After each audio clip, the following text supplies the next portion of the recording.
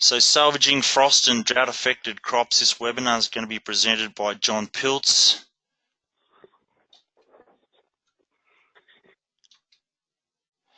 John is a Senior Research Officer with New South Wales DPI and he works out of the Wagga Wagga Ag Institute. John's interests are sheep and cattle nutrition, utilising feed test analyses to improve management, and John's a big believer that conserved feed, hay and silage can be better utilised to fill feed gaps, and he's looking to study the economics of that to prove his point. So without further ado, I'm going to hand over to John.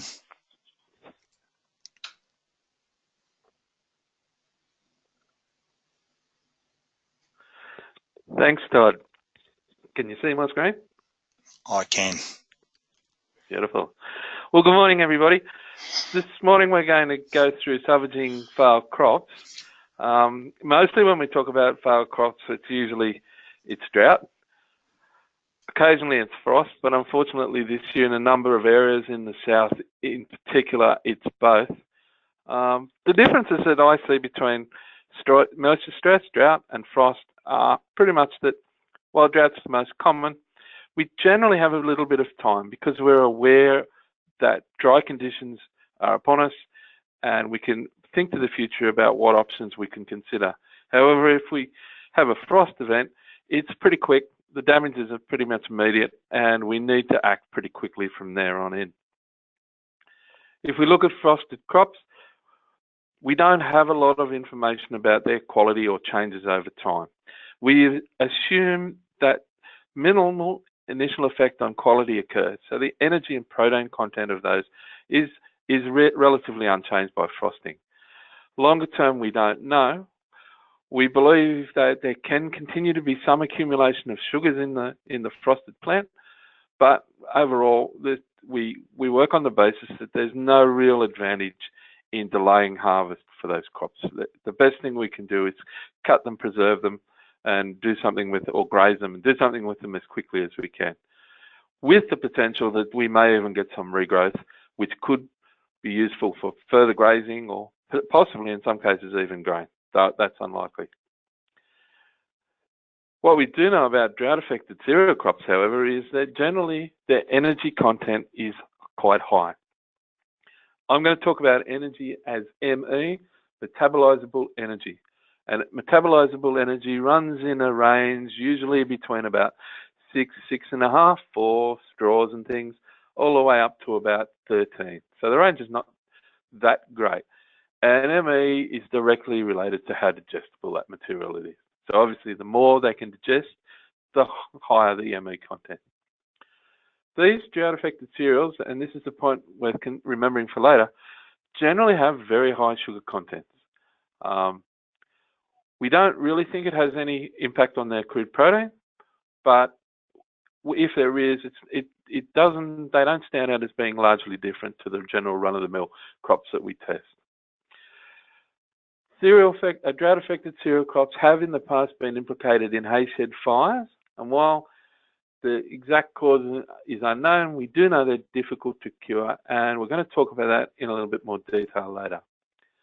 But probably the main point I want to get out is that drought-affected cereal crops and also frosted crops do present an opportunity for grain producers to value add either using livestock that they have themselves or by digesting or by trading the material as hay or silage. To do that, I advocate that people think about this in a fairly systematic way. A question when we're faced with these crops is firstly, is there potential for growth? And if the answer is no, we go down one pathway. If the answer is yes, then I think first question or the next question should be, is the potential yield high and what is the risk? If the yield is high and the risk is low, then logically you would continue through for grain. However, if the potential yield is low and or the risk is high, you may opt to go down the alternative pathway, which is either to graze or conserve. If you conserve, the two options are either as hay or silage. Now, we mentioned before metabolizable energy. Essentially, metabolizable energy content and how much they can consume per day of that energy determines growth. As I said, it depends on digestibility, and digestibility is influenced by species, but also maturity. Now, we don't have much room to move in terms of species, obviously, because we're talking cereals or canola or occasionally legume crops that have been affected, but we do have room to move on maturity. And I'll show you some graphs later about that. Other than that, the rule is we basically got to make sure that all crude protein requirements are met for livestock, and same with minerals. But chasing energy is the most important thing we can do in the short term. And this is why. This is a printout from GradFed, which is looking at a 30 kilo crossbred lamb, about 6 months of age. What you can see there is if ME is 7, those animals are losing a little bit of weight. If you can get up to an ME of around 12, those animals are going to gain quite a bit of weight. They'll be around that 300 gram mark. You can see down the bottom we have digestibility as another scale, and you can get the idea of the relativity. Essentially, if you change digestibility by about 1%, that equates to about 14 grams per day in lambs. If you're talking about steers, 300 kilo, 10-month-old steers, for example, that 1% is equivalent to a potential of 74 grams per head per day. Now, why is that relevant? Well, if we look at some previous data, and this is feed quality data from 2006 canola, which was another drought-affected year, you'll see that the average in this case was 69.4. And the ME that is associated with that digestibility is about 10. And the crude protein is actually quite high, it's 21%. Now, whilst that looks quite good, if you look at the range we've got there, we have MEs ranging from 7.9 to 11.6, and proteins from 12 to 31. Subsequently, in other droughts, we've had other data come in which shows that, in fact, the range in ME can be quite a bit higher than that, in going from probably 6 to about 12.5. The biggest impact on the digestibility and therefore energy content and protein content of canola is the time at which it's cut. So if we have a drought-affected crop and we go into that crop at about the late flowering stage, this is data from Nigel Phillips here at Wagga, you will see that digestibility is running at about 78%. So if we go back to where we were before, we're looking at 69% with an ME of 10. So there we got 78%, so our ME is going to be over 11. After that point, however, both ME and protein digestibility decline. So therefore, if we have a crop at the moment, delaying to make a decision because of potential for more rain or potential for change will cost in terms of potential livestock production. If we look at Wagga, this is data from experiments we had in 2008 at Wagga, 2009 in Colcan, and 2010 in Temora. So we've got 2 years where the rainfall was quite low, and then we've got 1 year with quite high rainfall. We had 7 cereals, a couple of oats, 2 barley, 2 wheat, and 1 triticale. And we looked at the quality of those at both the boot, milk, and flour stages. And what you can see, and you can obviously see the impact of the dry season, in 2008, yields were very, very low, around that 2-ton mark. Protein was quite adequate, at ranging sort of up as high as 15.5 at the bit. The bits that are really worth paying attention to, though, are the energy content. Energy contents range from 11.4 to 12.6. So there's been a decline of 1.2 units over time. And in a drought, that change from boot to flour may happen as quickly as, say, 20 days. At the same time, sugar content, WSC, sugar content, is very high. And at those earlier harvests, it's about 30%. In 2009, the same thing happened. While yields were a bit higher because the season was a bit better, we still had high sugar content, high energy content. When we compare that with Temora in 2010, which was a very, very favourable year, we had massive yields, very, very high yields, much higher than average. But if you look at the sugar content, it's less than half. And if you look at the ME content, it's considerably lower, lower than I would expect in a normal year. Now, if you consider that a 1% change in ME, in digestibility, is equivalent to about a 0.05 megajoule change in energy content, you can see that a 0.05 megajoule change in energy content is worth 70 grams per day in steers, for example, or 14 grams per day in sheep. That there's quite a bit of difference there between 12.5 and 11.5, even in potential live weight gain. So the question then comes around, if we choose to take those drought-affected and frost-affected crops and say if we made the decision that they're not going to go for grain, we've got a couple of questions that we have to ask ourselves. The first one of which is, how much is there? If there's not very much there, field losses will be large. So if you're trying to cut a crop where it's very thin, yield's very low, the amount of material that you would leave behind is probably means that it is not a worthwhile exercise. And 2,000 kilograms or 2 tons per hectare is probably a good cutoff point. The other thing we need to think about is whether or not we're going to use conserved fodder for our own livestock, or we're going to sell it off farm to another market. Obviously, if you're a continuous cropper or a person who is predominantly cropping and doesn't have much in the way of livestock, that is the more likely option. If you're going to go down the livestock grazing thing, is that feed going to be required by your own livestock, or are you going to look for adjustment? And these are all questions you have to think about. But remembering that crop feed quality is going to have an overriding impact on what you can actually achieve with what you produce. Now, put that in perspective. This is some data from Nigel Phillips. It's not been published, to my knowledge, but if you look there at the potential, these are from 6 different quad cuts. So they're just samples that were taken out of the paddock. The yield range, the actual real yield range from sort of 800 all the way up to sort of that 2,800 mark. The harvest losses at the 800 kilo per hectare dry matter yield were about 45%. As yields went up to, here's 3.5 ton, you're down to about 19%.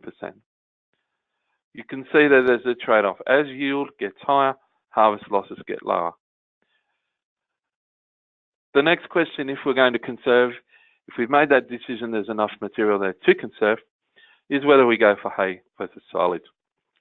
The thing with silage is less prone to weather damage, which means it can be cut earlier at a stage where the quality is higher.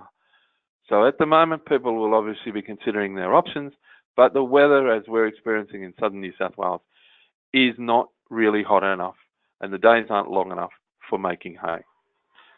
If you choose to wait for a month or 3 weeks or something to make hay rather than silage, be aware there will be a loss in quality.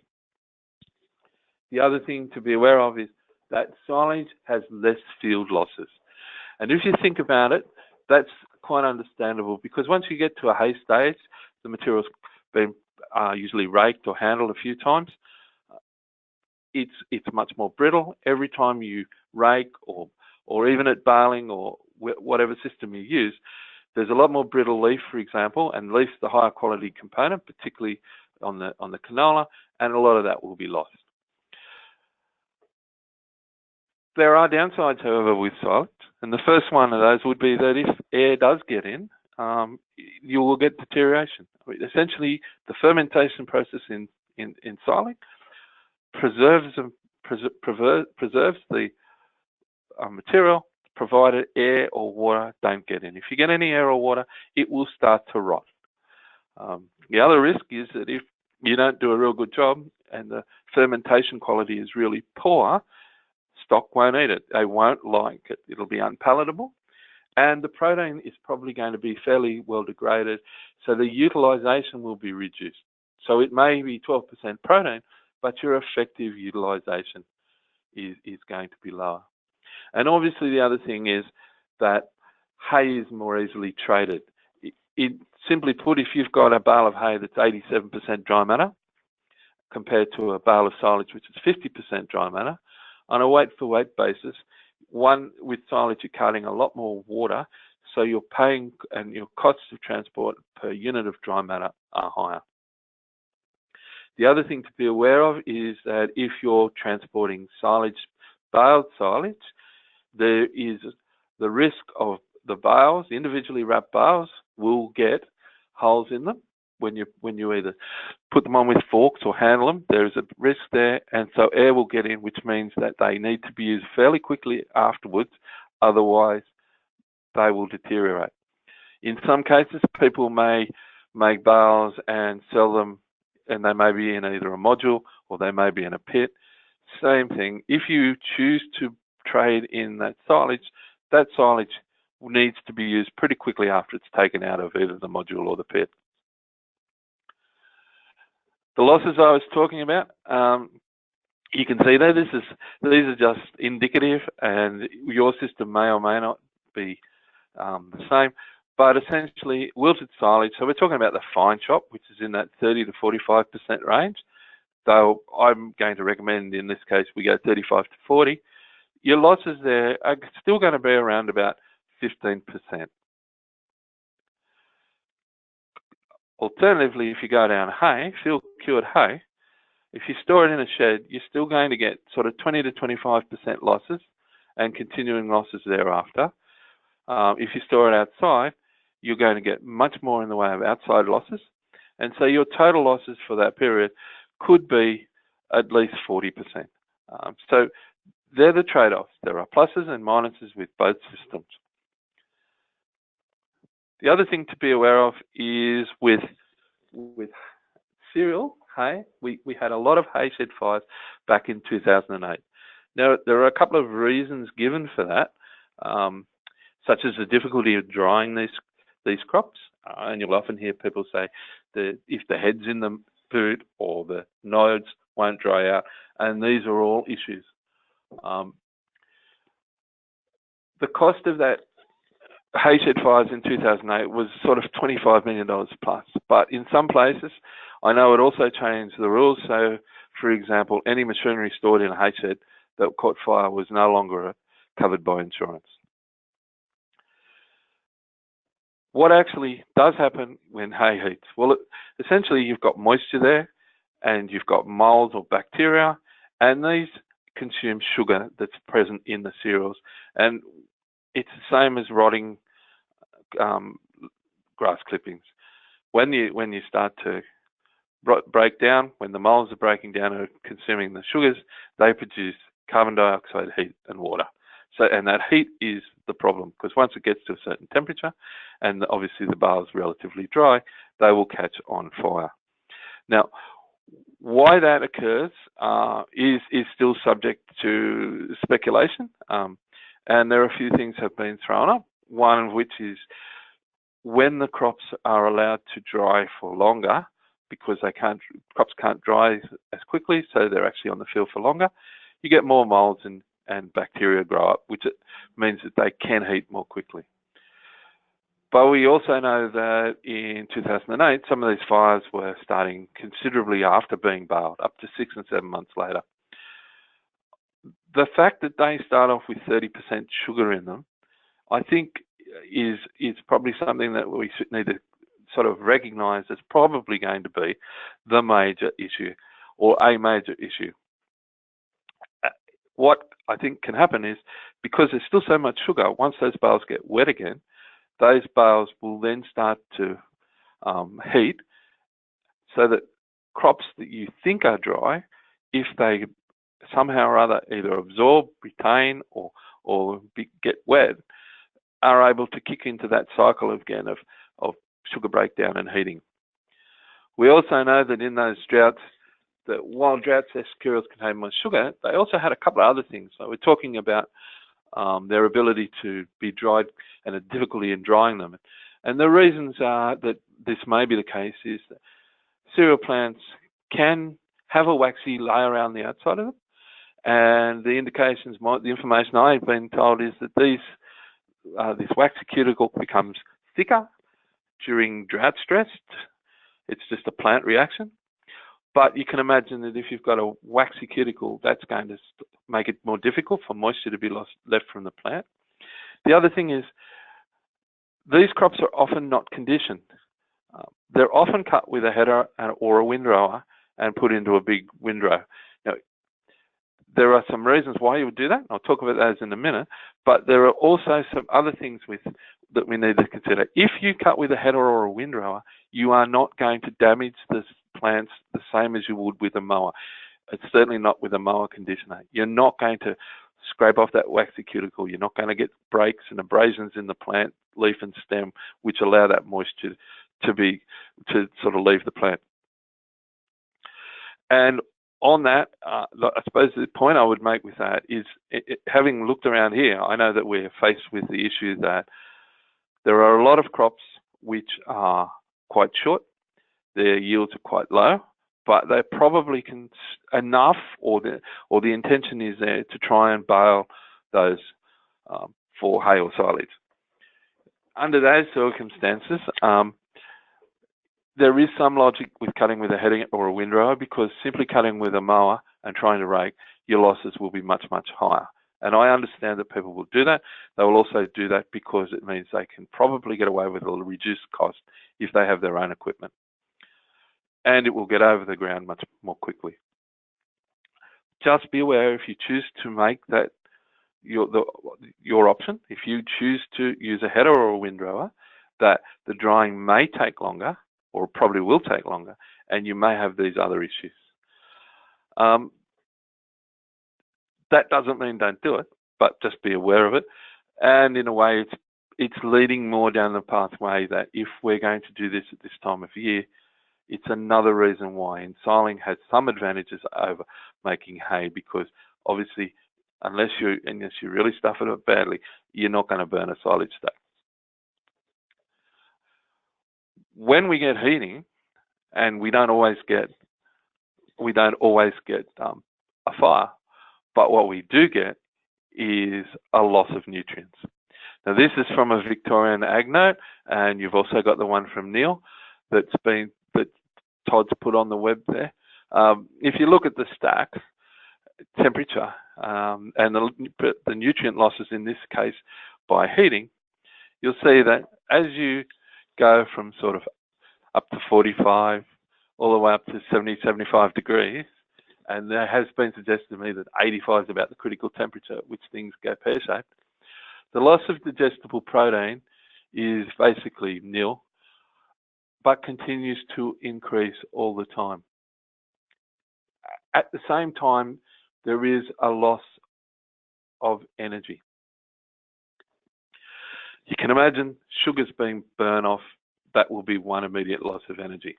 The other thing that happens is when you get heating, protein chemically binds to the fiber in the plant. The NDF, the neutral detergent fiber, which you'll see on a test report, and the acid detergent fiber will bind with that protein. What happens then is that protein and that fiber both become indigestible. So ruminants cannot access it, which means obviously less available energy and less available protein. Just be aware of that, because if you're concerned about it, you can get a test for acid detergent insoluble nitrogen, which will indicate the level of protein that won't be available. If you have damaged protein and get a normal feed test result, That will predict the total amount of protein available, the crude protein available. It will not discriminate between indigestible and digestible protein. So you can imagine that if you've got a feed that's 12% protein, but it's effectively a third or 30% is indigestible, that 12% protein then goes down to 8. And that makes a big difference in terms of what the feed value of that hay or silage is. And both hay and silage can heat, though hay is the most common. There's also a trap because often, as most of you will be aware, heated hay is very, very palatable and stock love it. They just don't do very well on it. Other things that I think you need to consider, chemical residues. These crops have been grown for grain. They've probably had chemicals applied. There is a withholding period. That withholding period is probably pretty obvious for grazing, but that withholding period stays the same for hay and silage. So if it is a 3 month or 2 month or a 1 week withholding period, it's from the time of application to the time at which you cut, not you take it off or anything like that. At the time you actually mow or windrow the hay or the crop, that is when that period ends. So if it's still within the withholding period, you will have problems with the residues later on. Now, hay, it's not going to change. Silage may change, but we've got no information on that. Nitrate poisoning is another thing to be aware of with stress crops. Nitrate levels can be high. Nitrate that is high in the crop can be an issue for grazing, but it will also be an issue for making hay. If you make silage, probably around half of that will be broken down, and it won't be such a problem. Canola is reputed to have a lot of other risks, and that's true. They revolve around a few other chemicals that are there, but really, we have over the last 15 years seen a hell of a lot of canola grazed and a hell of a lot of canola baled and put in hay or silage and fed out. And the reported incidence of health problems has been relatively low. But be aware it can happen. So make sure stock aren't hungry when you put them in to graze, or when you start feeding them hay or silage. Make sure that they're full, and potentially, if you've got another source of feed there for them in the short term, then maybe give that as a bit of a shandy for a start. Weeds. If you have weeds,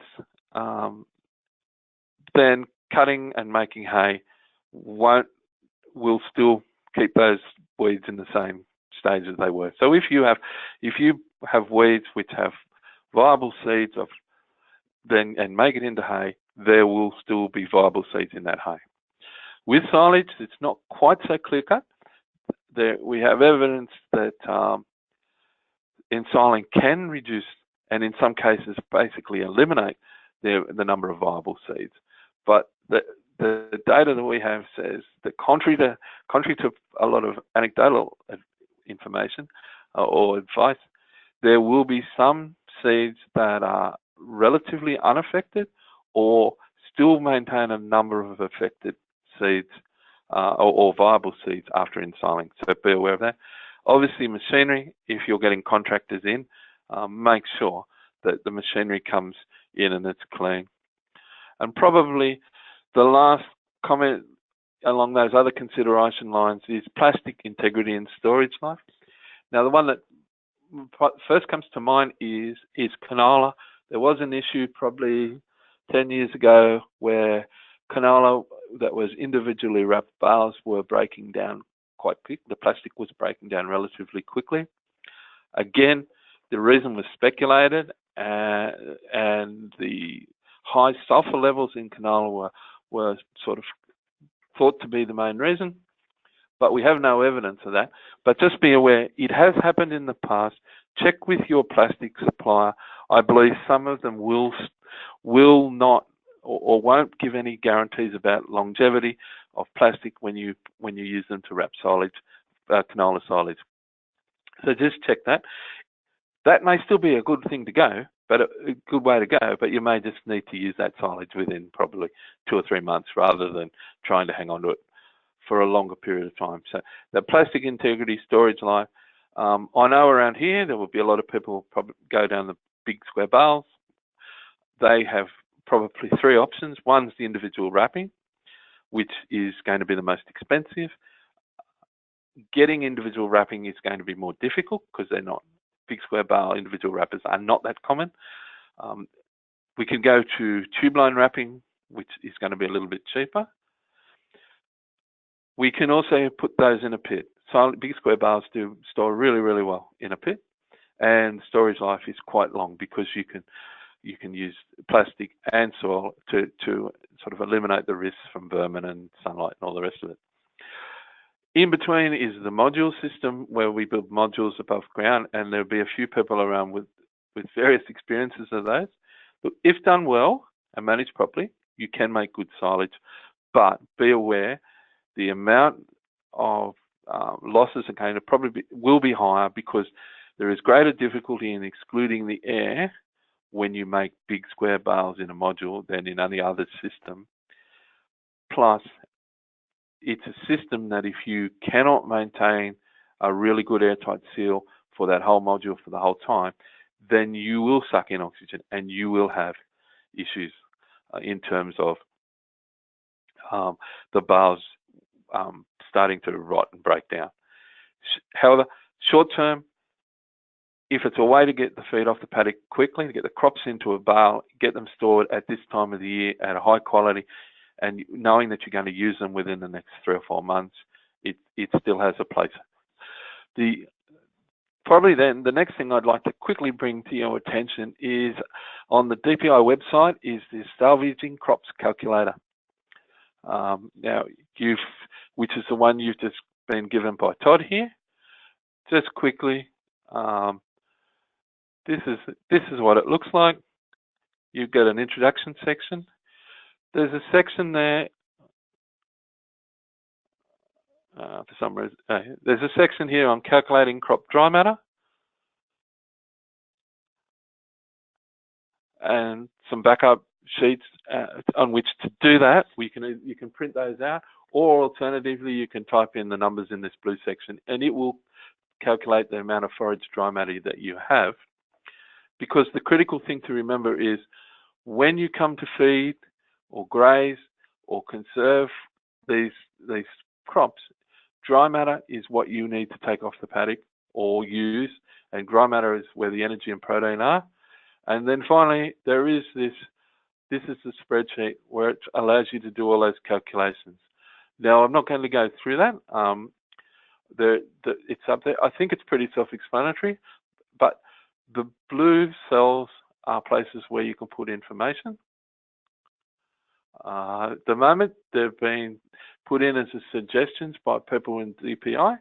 One word of advice that I received the other day, which I think is pretty good, is if you keep a copy of this original, then you can always go back to it as default values if you become a little bit unsure about what the best value to put in. But essentially, you can cut for hay or silage, you can continue through for grain, or you can graze with your own stock, cattle, lambs, or just a gist. In this case, it's for cattle, but you can use your drop-down boxes to check for sheep. And I'd like to probably leave it there, Todd, if I can, and throw it open to questions. Thanks, John. I don't have any questions yet, so I'm not sure. Just double checking that they're working there. But please type in a question or raise your hand if you have one. John, I had a question for you, and I don't know if you mentioned it or not, but talking to a merino producer just down the road here at Uralla, and he's getting field peas from Esperance and straw from Hamilton. And he made the comment that round bales coming all that way, by the time they get here, they're almost twice as expensive as big squares. And I'm not familiar with high density big squares, but do you want to just make a comment on those? The comment I'd make is you're right, I should have mentioned it, Todd. Big squares will stack, you will stack basically twice as much material on a truck as you will with round bales. So carting at any distance, and obviously if you're coming from interstate, it's much more expensive to go with rounds and big squares. I think most of the stuff that will be made from these salvage crops will be big squares, or if it's round, it'll be retained on farm for on-farm use. But certainly the contractors in the area where these crops are grown, they're generally big square bale contractors. So hopefully, but it is, you're right, the point's valid. They are much more economical to transport. Thanks, John. I had another question, and you mentioned about sometimes the silage process doesn't go right to plan, and that they should be utilised within a certain period of time. So, how long does it take silage to cure, and what happens if you need to use the silage before it is fully cured? Is there any drama there? It's good to leave it probably at least 4 weeks, a month before you try and use it. If you need to use the silage beforehand, what appears to be the problem, the major issue is going to be that silage will be very unstable and will heat quite quickly, and so it'll go off. Now, if you're in a situation like a module, you may be prepared to utilise that module within a week or two of cutting it, knowing that that's a problem, and you just got to wear the risk.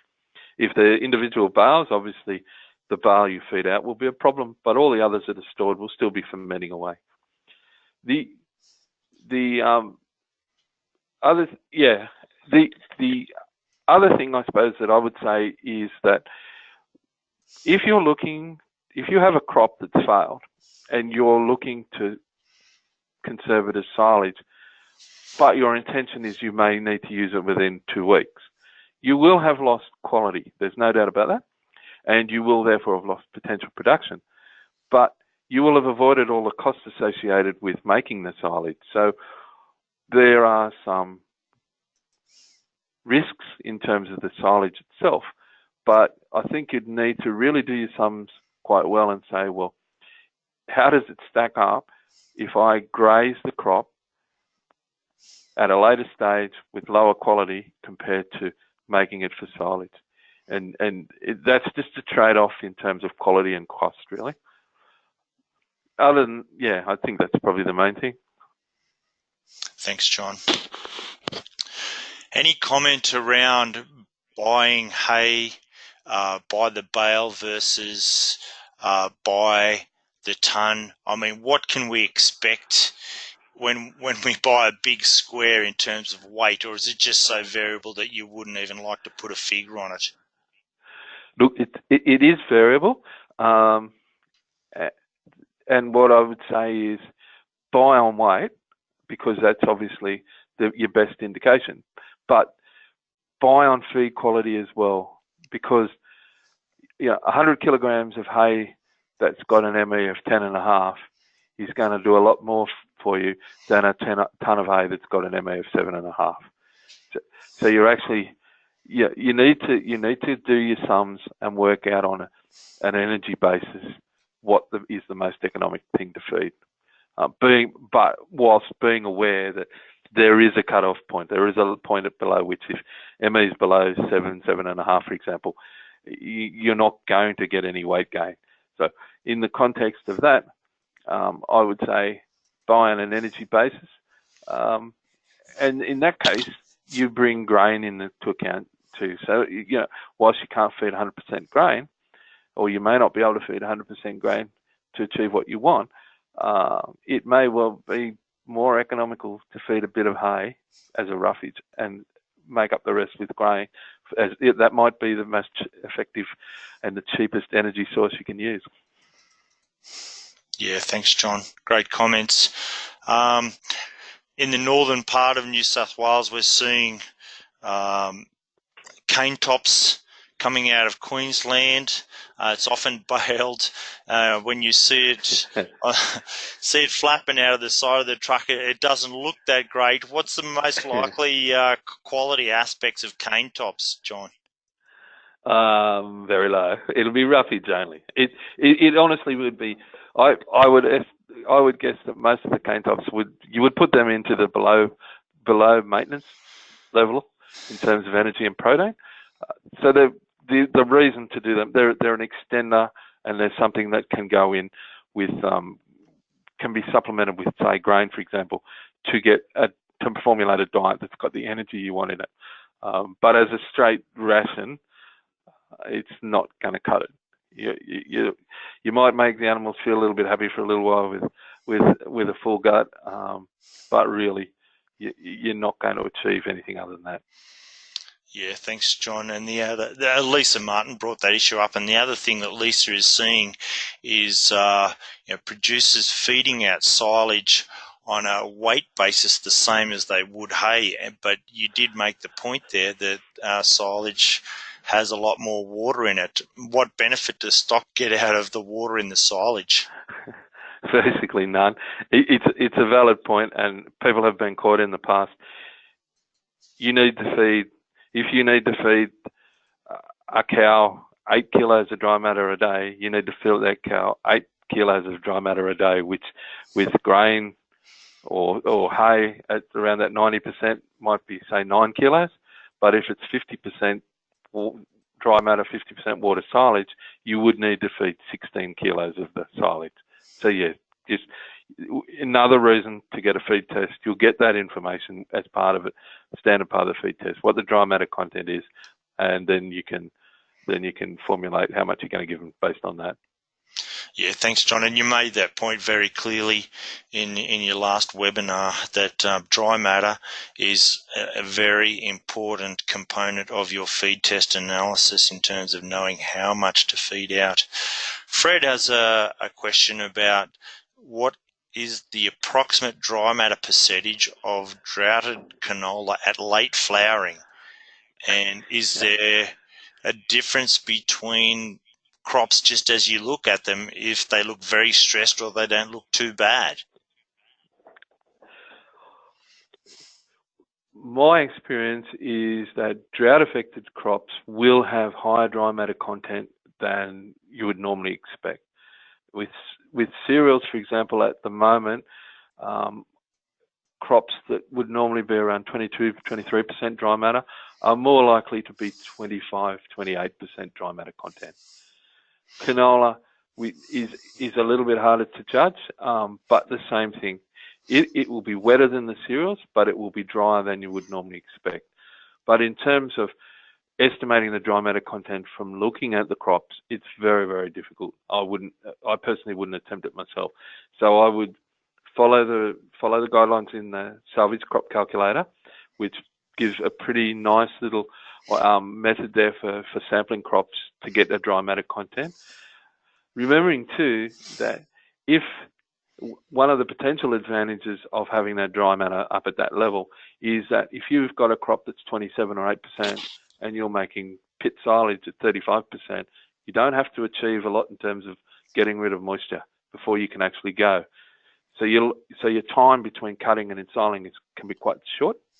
And the shorter you can keep that time between cutting and making silage or making hay, the less losses, the better quality that you will have.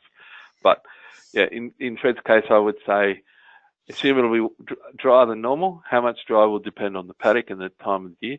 I would think that at a late flower, though, you'd probably be looking at around 25 canola, but test it. Otherwise, it's too rough to guess. Okay, thanks, John. Great advice.